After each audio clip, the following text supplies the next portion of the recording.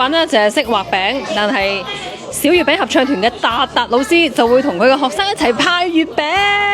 從幾多人到幾多人啊？16人咯，依家到42個。3年啦，啱好有中秋節啦。當下最大嘅感受係乜嘢啊？我覺得大學生呢真係好難嘅，其實。有冇咩說話想同小月餅講啊？我想我班餅餅就乖啲啦，老師好攰嘅，知唔知道？其實大家唱歌開唔開心啊？開心。咁你哋有咩想同達達老師講啊？冇。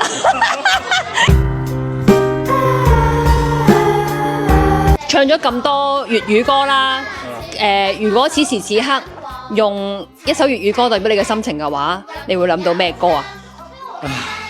講不出聲，講不出聲。你覺得初心有冇變啊？呢一刻如果再講返你帶小月餅合唱團嘅初心，我覺得冇變過。係乜嘢呢？我係想通過歌唱嘅方式宣傳粵語，去令我哋嘅小朋友對粵語更加自信，更加有認同感，更加自豪，更加中意我哋嘅粵語歌。我仲想可以喺大灣區呢個校園入邊掀起一個粵語歌嘅風潮，令到我哋依家嘅小朋友都改變一下風向，都中意唱粵語歌，都中意講粵語。讓粵語的風繼續吹，不會遠離。係不會遠離。食月餅啦，我哋一齊。過嚟攞餅，攞餅攞餅。不要錢，唔好交。